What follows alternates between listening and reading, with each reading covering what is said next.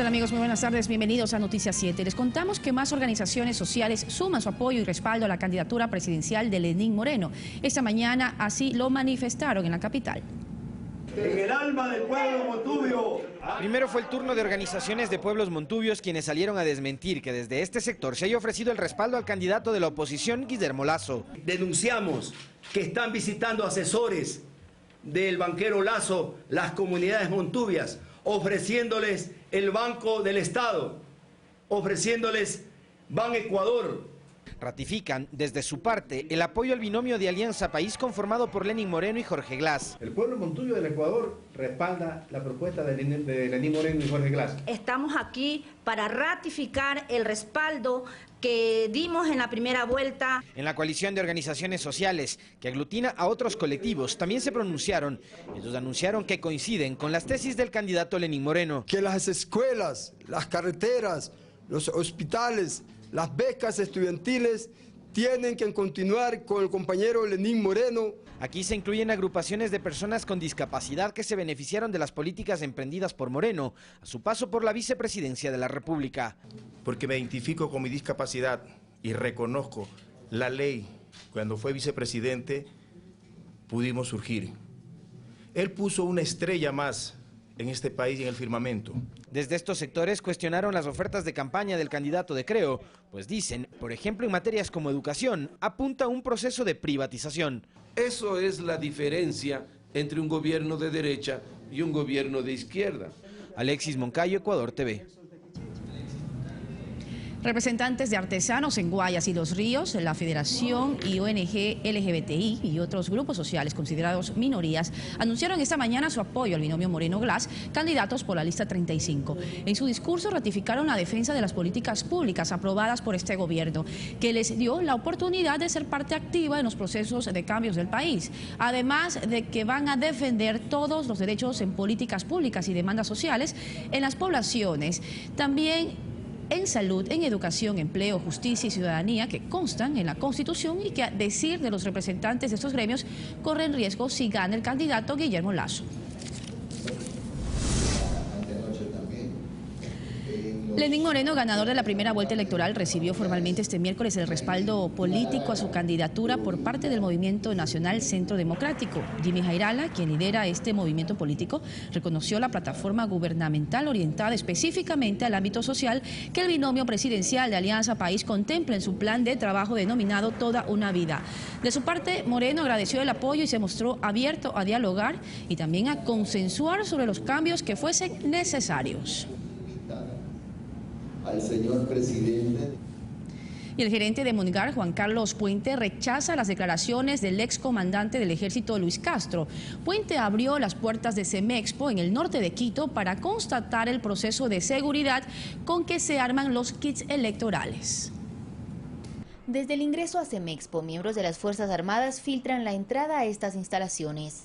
Y es que al interior opera Mongar, la empresa contratada por el Consejo Nacional Electoral para armar los kits. Su gerente, Juan Carlos Puente, nos cuenta que la compañía tiene experiencia en 8 elecciones en las que ya participó ofreciendo sus servicios. Y detalla el riguroso proceso que se sigue. Estamos trabajando en esta área en el kit de sobres para cada junta. Son 7 sobres que van en cada junta. Todos tienen un código de barras diferente y el paquete de láminas para data de escritorio, actas de seguridad. En cada mesa, en cada lugar de trabajo, hay una persona del Consejo Nacional Electoral que permanentemente nos hace control de calidad. Este miércoles ya recibieron parte de las papeletas electorales. Nosotros recibimos las papeletas individuales, son blogs para cada junta, blogs que contienen aproximadamente 330 papeletas, lo dice en el código de barras, son perfectamente selladas, termoselladas y tienen una etiqueta con código de barras y con chip. Así viene del IGM. Así viene el IGM y así llega a cada delegación provincial y hasta el día de las elecciones de cada junta receptora del voto. Estos kits electorales del exterior ya están armados. Previo a ser cerrados necesitarán contar con la presencia de autoridades del CNE, Fuerzas Armadas, Policía Nacional y de Cancillería. Se prevé que sean enviados entre el 15 y 16 de marzo al exterior.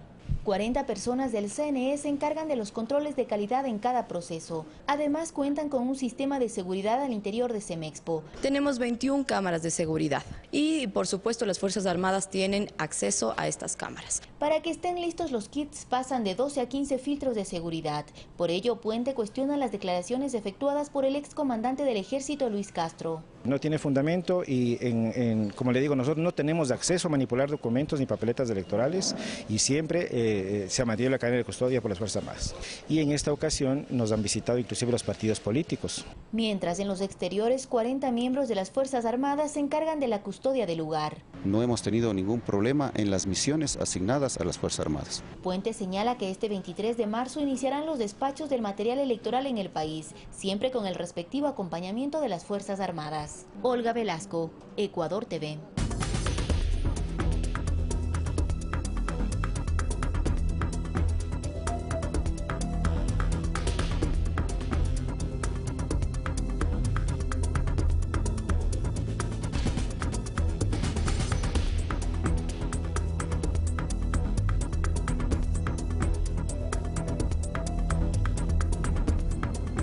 $18 años después del feriado bancario, miles de ciudadanos salieron a las calles para evidenciar que a pesar del tiempo transcurrido, las secuelas de esta decisión política en contra de la economía nacional siguen latentes. Estas libretas de ahorro son el símbolo de lo que Javier Díaz tuvo que vivir tras el congelamiento de sus depósitos en marzo de 1999. Javier tenía 26 años cuando se decretó tal medida financiera en el gobierno de Yamil Maguad. Yo tenía en promedio unos 600,000 sucres. Me vinieron a dar $52 luego de un año. ¿De qué me servía? Ni siquiera podía pagar un arriendo. Su estrategia de supervivencia, como él la llama, fue la migración. Estuvo en Estados Unidos y también en España. Lo más triste, extrañar a tu familia, buscar trabajo en un país que tiene idioma diferente. El mecanismo por el que optó Javier fue similar al de aproximadamente 3 millones de ecuatorianos, quienes se vieron obligados a salir del país. El dinero jamás se recuperó con el valor adquisitivo con el que fue incautado, pero existieron otros recursos personales que se perdieron por completo. Un ejemplo, la salud de los ahorristas, quienes sin su dinero debieron afrontar operaciones y más gastos. Recuerdo que me ocurrió una cirugía de próstata por baja de defensas, por preocupaciones que no me llevaron a la muerte ventajosamente. O los entornos familiares que simplemente quedaron en nada, luego que matrimonios tuvieron a la distancia como un obstáculo insuperable. Mi esposa se fue a España, eso fue lo que pasó. Y hubo divorcios, y mi hermano se divorció, nunca más regresó. Son cosas que 18 años después no se pueden olvidar, y que por lo menos mediante una movilización social quisieron evidenciar lo que ellos dicen, que la conciencia y la memoria son cosas que no se compran con dinero. Alex Llanos, Ecuador TV.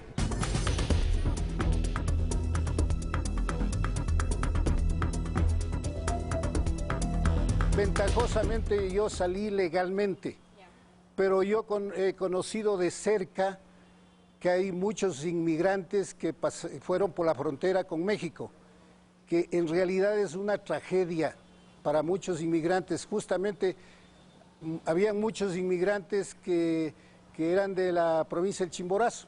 Yo soy riobambeño, pero de Cantón Chunchi la gran mayoría, y del Cañar. Son los que mal económicamente se encuentran en los Estados Unidos, los que consiguen trabajos de lo más bajo. Menos mal, como yo estuve preparado, pude conseguir un trabajo racional, pero la gran mayoría son explotados miserablemente.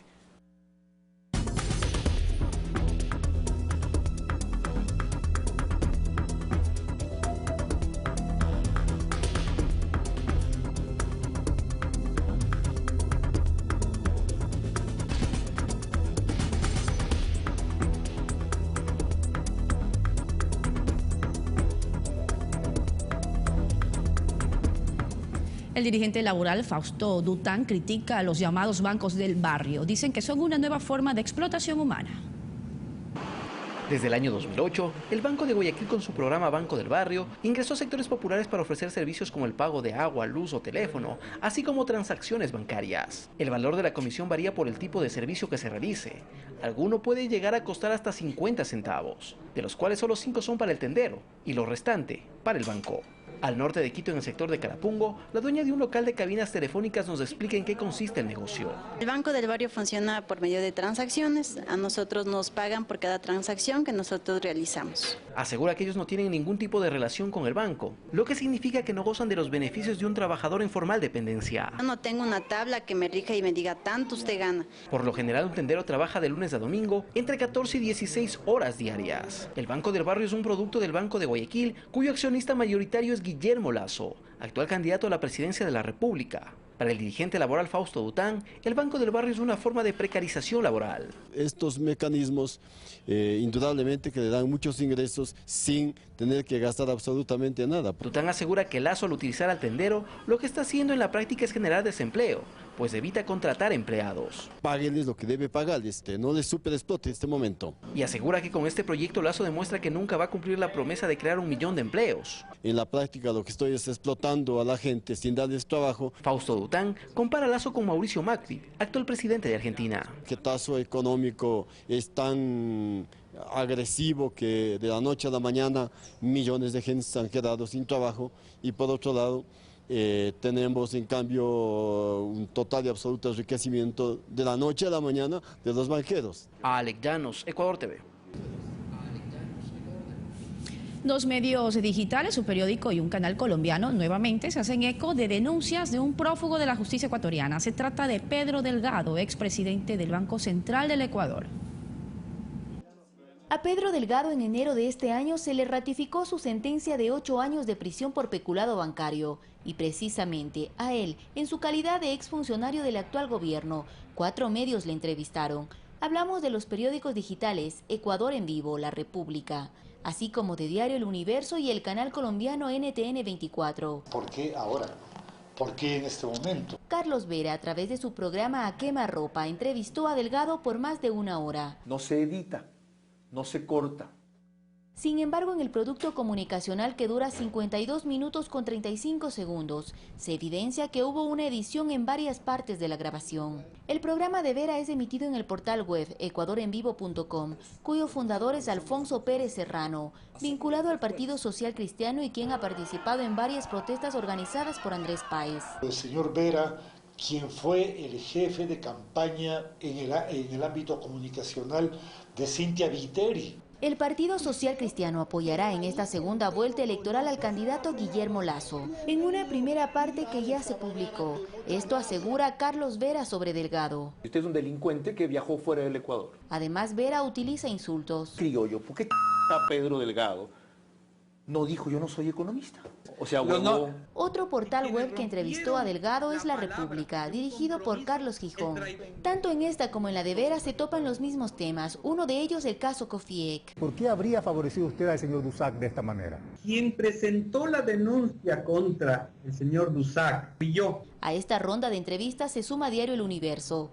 En esta nuevamente se repite un tema y es sobre su supuesta participación en el feriado bancario. Los responsables de la crisis son unos banqueros que malmanejaron sus bancos y los quebraron. Por último, el canal colombiano NTN 24 también habló con Pedro Delgado, prófugo de la justicia ecuatoriana y quien reside en Miami, Estados Unidos. Los líderes de opinión de la oposición están saliendo a decir que Delgado es el causante de la crisis. Los temas son los mismos, su título, el gobierno, entre otros. En el caso de Carlos Vera, también entrevistó en Miami a Carlos Pareja Yanuseli, otro prófugo y sentenciado a 5 años de prisión por el delito de cohecho. Y según estas fotos publicadas en el Twitter de Vera, se le habría realizado en la misma habitación en la que fue la entrevista a Delgado. ¿Quiénes son los entrevistados? Y cuando nos preguntamos de esto, evidentemente sabemos que ellos son prófugos de la justicia, son personalidades que pertenecieron a diversos procesos dentro del gobierno, que fueron corrompidos por actores externos. En enero, Diario Expreso, Teleamazonas y Ecoavisa también entrevistaron a Carlos Pareja Yanuseli. Sin embargo, sus declaraciones no fueron emitidas por cuanto sus denuncias no las sustentó con pruebas. Olga Velasco, Ecuador TV. Un acuerdo y manifiesto público fue firmado entre el ex candidato presidencial por el movimiento Compromiso Social, Iván Espinel, y el ganador de la primera vuelta electoral, Lenín Moreno.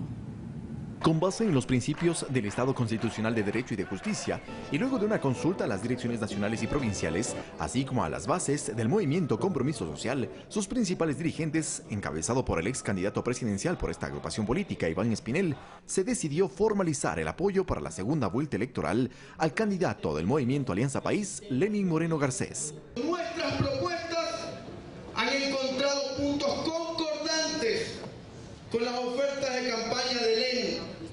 Hemos resuelto para esta segunda vuelta y le decimos al país que hay que votar por Lenín Moreno Garcés a la presidencia de la República. Y son más los ideales que unen a ambas agrupaciones políticas que las diferencias, destacaron.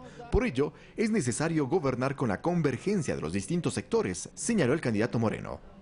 Aquellas personas que, reconociéndose diversas, sepan perfectamente que hay demasiados elementos en común y demasiados elementos también que hay que rechazar, que hay que despojar de nuestra idea de futuro, como el hecho de querer retornar a un pasado de miseria, a un pasado de opresión, a un pasado de ignominia. Ese pasado no vamos a permitir que regrese jamás. La participación de la juventud es determinante para el desarrollo del Ecuador, añadió. Por ello, considera necesario crear una Secretaría de la Juventud. De que la universidad siga siendo gratuita, que la educación siga siendo gratuita. Y con mecanismos que permitan combatir uno de los males históricos del mundo y del que el Ecuador no ha estado exento, la corrupción. Detectar la corrupción con apoyo de Naciones Unidas, porque Naciones Unidas tiene una convención de lucha contra la corrupción, permitirá detectar a los corruptos del pasado, del presente y aquellos que se vayan presentando en el futuro. Advierten de la necesidad de un cambio, pero uno que permita desarrollar transformaciones más profundas, a favor de quienes más lo necesitan, de los sectores que han sido beneficiados en esta década, dijeron, pero que consideran deben fortalecerse desde una acción integral. Eduardo Córdoba, Ecuador TV.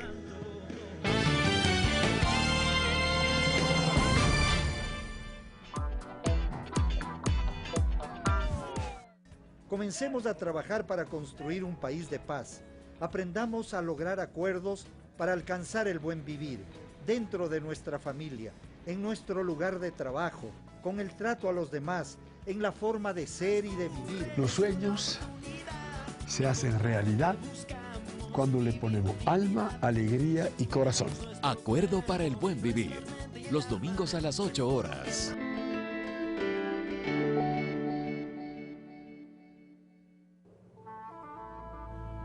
Ecuador es el país de América Latina que alberga a la mayor cantidad de refugiados. Quisimos conocer la historia de dos de ellos, Carmen y Joaquín. Pero ¿cómo viven? Aquí trabajamos todo el día, a veces 12 horas, 10 horas, 14 horas. ¿Cómo desafían al destino? De lo que se prepara aquí, que son las arepas colombianas, que son tradicionales. Lo sabremos en Somos Memoria. Sábado, 20:30.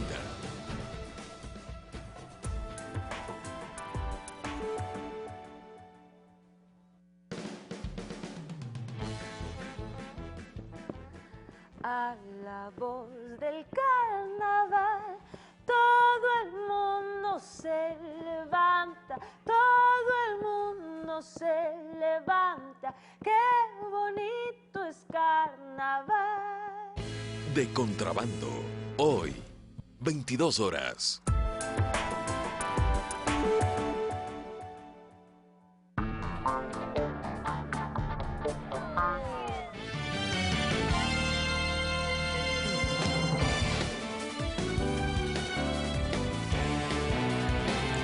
De regreso con las noticias, les contamos que en el Día de la Mujer el presidente Rafael Correa rindió un homenaje a las mujeres del Guasmo Sur de Guayaquil. Aquí el primer mandatario compartió un momento ameno con los habitantes de este populoso sector de la urbe porteña. El paisaje de tu pelo sobre mi almohada y tu boca fresca para todas las mujeres. Con Con una sencilla serenata llena de cariño y admiración, el presidente de la República, Rafael Correa, a pesar de sus múltiples ocupaciones, se dio un tiempo para rendir homenaje a la mujer ecuatoriana y a su vez pernoctar en el Guasmo Sur.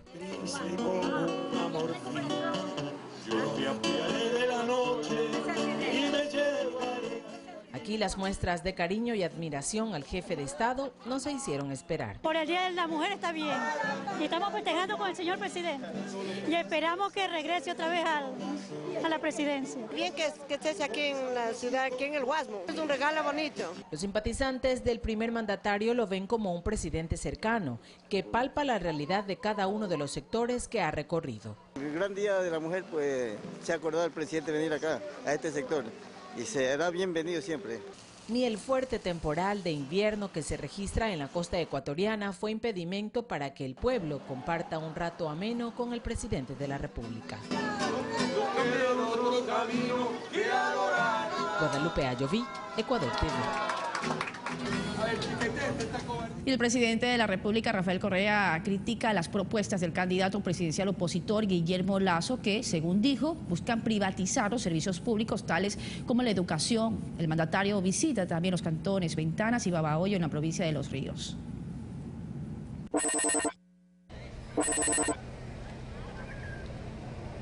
Saludos, este informe lo emitimos desde la provincia de Los Ríos, desde su capital, el cantón Babahoyo, específicamente en la unidad educativa menor réplica Eugenio Espejo, que se encuentra justo en la vía a Montalvo. Este plantel educativo es uno de los 3 que fue visitado por el presidente de la República, Rafael Correa, durante esta mañana, en el cual constató la construcción de nuevos bloques que contendrán específicamente 12 aulas que presentarán una oferta educativa completa para cerca de 2.200 estudiantes. La oferta comprende desde la educación inicial hasta el bachillerato y que estará complementada con la edificación de canchas y espacios verdes. En sus palabras, el jefe de Estado habló de que se debe dar un cambio no novelero, sino un cambio verdadero, e hizo hincapié en la necesidad también de que las actuales políticas públicas en materia de educación se mantengan sin que esto implique privatizarla. Para nosotros, la verdadera libertad es la no opresión, la no dominación, la no explotación. ¿Qué libertad tenía el obrero tercerizado en el neoliberalismo? Escoger entre ser explotado o quedarse en el desempleo, esa es la libertad. Recuerden, sin educación no hay revolución. Lamentablemente, lo contrario también es cierto.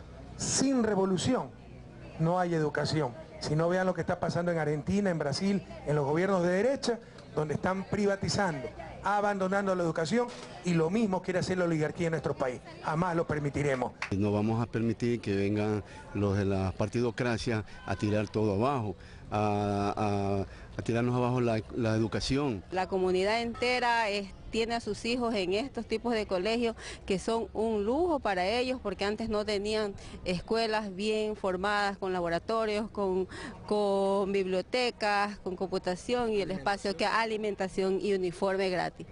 En horas de la tarde, el presidente Rafael Correa realizará inspecciones en los trabajos de construcción de otras 2 unidades educativas más.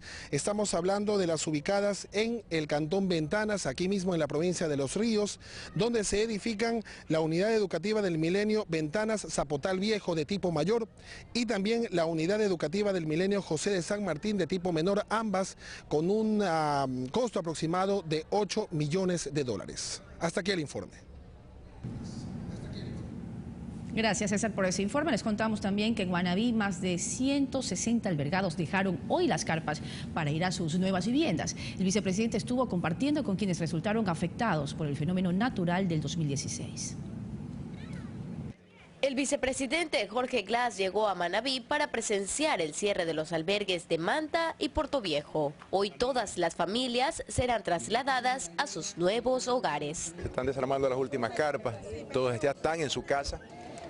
En Portoviejo ya todos tienen casa, nos va a tomar unos días más trasladar sus cositas. Lo más difícil siempre fueron los reasentamientos, sobre todo en cantones no había servicios básicos, no había, de hecho, antes del terremoto, servicios básicos de ninguna naturaleza. Eso nos ha tomado más tiempo, pero ya toda la construcción de todos los asentamientos, entiéndase, nuevas ciudadelas están en marcha. La ciudad de Lona de Manta y Portoviejo, como se le conocía a estos espacios, han cerrado sus puertas, siendo 7 los albergues cerrados hasta la fecha. Hoy día sí se cierra simbólicamente porque ya había sido cerrado el albergue de Manta, Jaramillo también ya fue cerrado, que son los albergues más cercanos, y hoy día pues iniciamos el cierre del albergue de Portoviejo. Hasta ahora son más de 2.400 viviendas entregadas y se están construyendo otras 1.500. Se tiene previsto que en 2 meses todos los albergues de Manabí y Esmeraldas sean cerrados. Hablar de soluciones habitacionales para nosotros pudiera ser simplemente mirar una vivienda. Pero una vivienda es construir un hogar y es construir oportunidades para nuestras nuevas generaciones. Los damnificados alegres y algunos con lágrimas en los ojos se despiden de los albergues y agradecen al gobierno por no dejarlos solos. Me ayudó bastante el gobierno Correa y somos muy agradecidos de él, que nos apoyó bastante. Sobre todo mi hija me dio una villa ya en la vivienda. Gracias a Dios y al presidente que está haciendo esto para nosotros. Lo que más queríamos era una vivienda. Mi sueño se hizo realidad, tener una casita nueva. Y ya soy feliz en mi casita, junto con mis hijas, mi nieta. Con estas 54 casas entregadas hoy, los damnificados del terremoto cierran un capítulo de sus vidas para iniciar una nueva etapa junto a sus familias. Desde Portoviejo, con imágenes de Elías González, Kerly García, Ecuador TV. Y la Secretaría Técnica de Drogas junto a representantes de cooperaciones internacionales visitaron el Centro de Atención de Adolescentes con Dificultades y Riesgo Social La Dolorosa, ubicado en el barrio La Ferroviaria. Aquí se constató cómo adolescentes con distintas adicciones reciben un tratamiento integral. Es un lugar donde se labra una segunda oportunidad.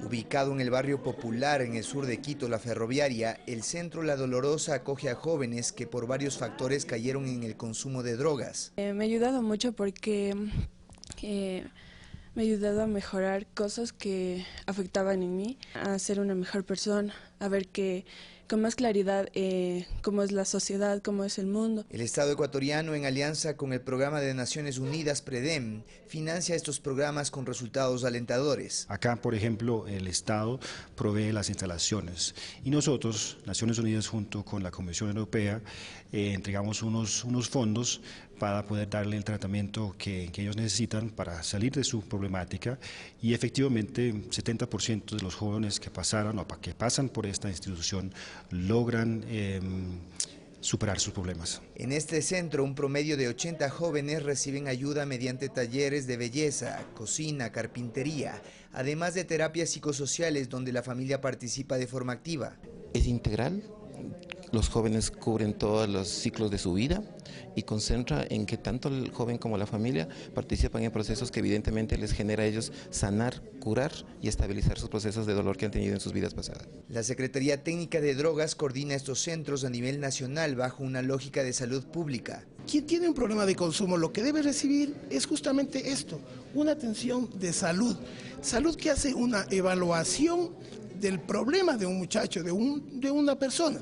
Y de acuerdo a esa evaluación se establece el tipo de tratamiento que debe recibir. De esta manera, al salir, estos jóvenes se convierten en agentes multiplicadores en el sistema de lo malo que es consumir drogas y la luz que representa superar la adicción. Se den cuenta que ellos valen mucho, que no vale que su cuerpo se desgaste, porque eso a la larga o a la corta siempre va a traer nos va a traer muchas consecuencias que puede que en un futuro no puedan remediarlas. Entonces es el que puedan darse cuenta, que sean seguros que aquellas personas con las que están no les van a llevar a ningún camino, sino más bien se vinculen, que visionen al futuro y puedan ver qué es lo que en verdad les beneficia en su vida. En un ambiente de valores, amasan sus sueños, sus esperanzas, las que tomarán forma cuando vuelvan a caminar por las calles libres de drogas. César García, Ecuador TV. Una investigación que comenzó hace 3 meses culminó con un operativo que desmanteló una organización dedicada a la intimidación y extorsión en los centros de rehabilitación social. 51 detenidos y 118 personas están vinculadas. Este fue el saldo que dejó el operativo Victoria. La operación se la ejecutó desde las 22 horas de este miércoles hasta la madrugada de este jueves, de manera simultánea en 23 ciudades del país. La intervención de 940 personas, entre agentes policiales, funcionarios de los Ministerios de Justicia y del Interior y fiscales, cesó el accionar de una organización que estaba dedicada a la intimidación y extorsión en los centros de rehabilitación social. Según las autoridades, los privados de libertad de mayor peligrosidad, en complicidad con sus familiares, ejercían labores de intimidación y extorsión a los familiares de los privados de libertad de menor peligrosidad, a quienes les exigían un depósito que varía entre los $200 a los $800 para garantizar su seguridad al interior de los centros de rehabilitación. Estas extorsiones se daban a través de los familiares. Es por eso que se logró la investigación, determinar pues cómo se movían estas personas con sus familiares para lograr estas extorsiones, y obviamente pedían que estas cantidades sean depositadas en sus cuentas. Entre los implicados se detectó a una dependiente del Ministerio de Justicia. Por ejemplo, en el caso de la funcionaria, la indagación que estaba abierta era justamente por concusión. En ese sentido, esperamos que la justicia pueda actuar también firmemente para evitar impunidad en estos casos y sentar precedentes. Entre los 118 vinculados de esta organización, 74 son personas privadas de libertad, quienes serán reubicados en otros centros y contra los cuales se les abrirá otro proceso legal por el cometimiento de este ilícito. Fernanda Vera, Ecuador TV.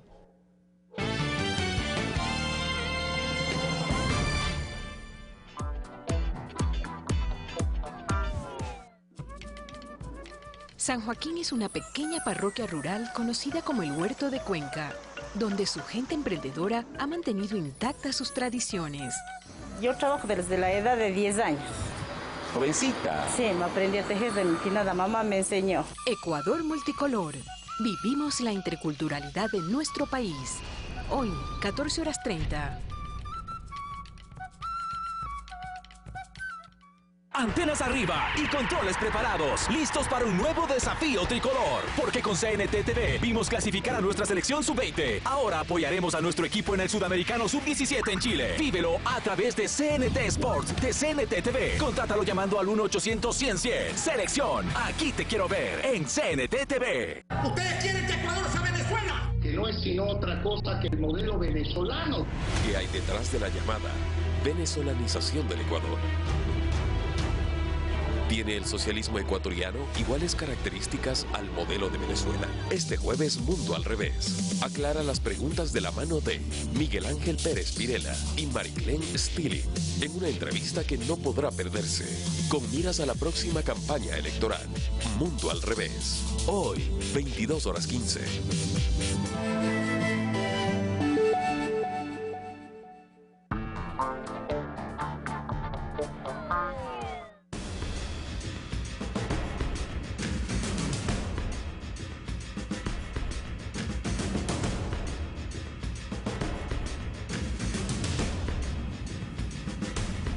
Y de regreso con la información les contamos que el presidente de la República Argentina, Mauricio Macri, en un poco más de un año ha adoptado medidas neoliberales que han provocado una contracción en la economía nacional, lo que se suma a presuntos actos irregulares que están siendo investigados. El mismo día que el primer mandatario daba su discurso ante el Poder Legislativo argentino el pasado 1 de marzo, se le imputaba por delitos de asociación ilícita, negociaciones incompatibles, defraudación contra la administración pública y tráfico de influencias por presuntamente beneficiar a la empresa Avianca con el otorgamiento de rutas aéreas. La imputación se extiende a funcionarios y familiares cercanos al mandatario. Según el Ministerio Público Fiscal de ese país, las supuestas irregularidades se habrían cometido en las contrataciones del Estado con la compañía colombiana Avianca, después de que esta comprara en 2016 la aerolínea McAirJet, propiedad del conglomerado económico liderado por el padre del presidente Franco Macri. Que los principales ejecutivos de Macri quedaron en Avianca, lo que genera un manto de sospecha sobre si realmente hubo una operación de compra-venta o si esta Avianca Argentina es del grupo Macri. Eso está en investigación. La investigación busca determinar si desde el gobierno central se buscó beneficiar a la compañía colombiana a través del otorgamiento de rutas en el marco del proceso de apertura del mercado aéreo que inició el gobierno de Macri a finales de 2016. El expediente se inició con una denuncia de los diputados nacionales Rodolfo Tialjade y Juan Cabandier, Frente para la Victoria.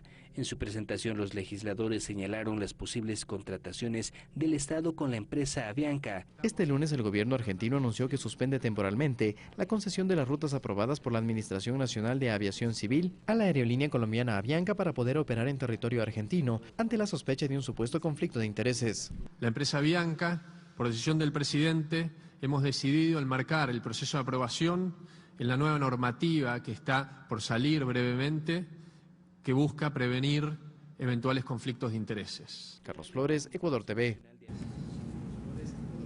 Y las medidas económicas adoptadas por el presidente de Argentina, Mauricio Macri, han afectado el trabajo del sector comercial en ese país. De inmediato, un informe de la agencia Andes. A 15 meses de la asunción del presidente de Argentina, Mauricio Macri, los aumentos en los costos de servicios públicos se transformaron en una de las principales preocupaciones de los ciudadanos argentinos. El jefe de Estado indicó el pasado 1 de marzo en el Congreso de la Nación que la inflación está bajo control. A pesar de este anuncio, la realidad para millones es otra. Quienes viven con alzas en los precios de la electricidad, combustible, transporte, aumento de la cesta básica y desempleo. En este marco, los comercios, pequeñas y medianas empresas, instituciones sociales, educativas y culturales se han visto perjudicadas por no poder afrontar los costos de los servicios esenciales. Hay unos 20.000 clubes de barrio en todo el país, cerca de 18.000 se ven afectados por este aumento indiscriminado de las tarifas, ¿no?, que ronda entre el 600 y el 1000% en algunos casos. Hay clubes que ya han tenido que cerrar la pileta, dejar de dar algunas actividades porque no pueden afrontar las boletas tan abultadas de luz, gas y agua que nos están llegando. A la mayoría de los centros culturales y espacios de la cultura independiente nos viene pasando que aumentaron un montón las tarifas de servicios públicos de gas, de luz, de agua principalmente. Nosotros pasamos de pagar entre 300 y 400 pesos a pagar alrededor de 3.000. De acuerdo a una encuesta de la consultora argentina Estudio Rouvier, publicada el pasado mes de febrero, alrededor del 40% de los argentinos opinaba que la situación económica de su país iba a empeorar. El tarifazo afectó fuerte acá en el comercio porque los costos se fueron muy arriba. Veníamos pagando un total de 2.000 pesos de luz, se nos fue a 20, el gas de 800 fue a 8.000 pesos. Son cosas insostenibles, porque no solo afecta lo que es el negocio en sí, sino que a la gente el tarifazo lo que hace es alejarla del comercio. De esta manera, el gobierno de Macri produjo ganancias extraordinarias para las empresas prestadoras, en detrimento de la garantía de los derechos de los ciudadanos y el desarrollo de la industria nacional. Han habido cierres de comercios o de pequeñas industrias porque no pueden sostener la ecuación económica a partir de los aumentos combinados de gas, de energía eléctrica y de agua. Lo que nosotros notamos es que hay una transferencia directa y muy clara en favor de los sectores más acomodados de la población y en perjuicio de los sectores más vulnerables. Por otro lado, el apoyo ciudadano al presidente Macri cayó por primera vez por debajo de los 40 puntos y el rechazo a su gestión se ubica en los 57 puntos, según un estudio nacional realizado por el Centro de Estudios de Opinión Pública, CEOP.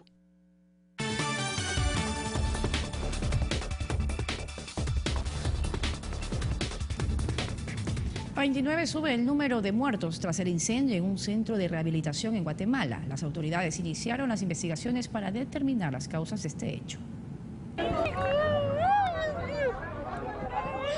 lo que quiero es que me diga mi hija, por favor. Incertidumbre en los familiares de las víctimas y de los internos recluidos en el centro de rehabilitación en Guatemala, tras el incendio que deja 29 muertos, más de 32 heridos y 47 jóvenes fugados. Luego de enterarse de lo ocurrido, algunos familiares de los internos se apostaron en los exteriores y denunciaron los abusos físicos y sexuales que sufrían algunos internos. En la noticia salió de que aquí los tenían enfrente y les estaban pegando, dice, desnudos tenían a todos los niños ahí, qué cuidado es el que tienen entonces las autoridades. Pese a que las autoridades iniciaron las indagaciones, las primeras hipótesis apuntan a que fueron las propias internas quienes, para intentar escapar de una situación de violaciones, ocasionaron las llamas con la quema de un colchón. La escena es una tragedia lo que ha ocurrido acá y Policía Nacional Civil ha destacado a todas las capacidades para poder no solamente asistir en el tema de investigación criminal, sino en la asistencia victimológica que es fundamental para las familias. El gobierno guatemalteco declaró 3 días de luto nacional y pidió a la Secretaría de la Presidencia encargada de la guardia y custodia destituir al director, ya que según informan el centro tiene capacidad para 400 jóvenes y estaban registrados 748 menores. El refugio alberga por orden judicial a menores de 18 años víctimas de violencia doméstica, de algún delito o que fueron rescatados de las calles. Fernanda de la Bastida, Ecuador TV. Y el Papa Francisco visitará Colombia este 2017. Además, Julian Assange quiere dar detalles a las compañías de tecnología sobre las herramientas de hackeo de la CIA. En una entrevista en el diario alemán Die Zeit, el Papa Francisco confirmó que visitará Colombia en este 2017. Dentro de los viajes que realizará el Sumo Pontífice, está previsto que llegue a India, Bangladesh y a Fátima en Portugal. El último Papa que visitó el vecino país fue Juan Pablo II en 1986.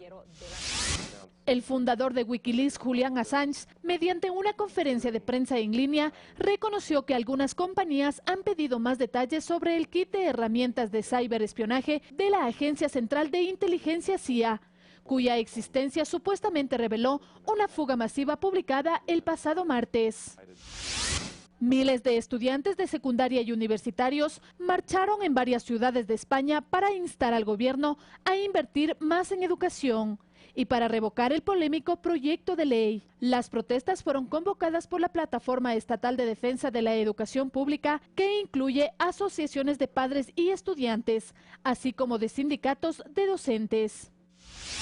En Italia, el colapso de un viaducto deja 2 personas muertas y 2 trabajadores resultaron heridos. El paso elevado fue cerrado al tráfico y estaba en construcción cuando se derrumbó sobre la carretera entre Ancona y Loreto. Fernanda de la Bastida, Ecuador TV. Y así finalizamos este informativo. Muchísimas gracias por su compañía. Recuerden, 7 de la noche, más noticias para ustedes. Pasen bien. Buen provecho.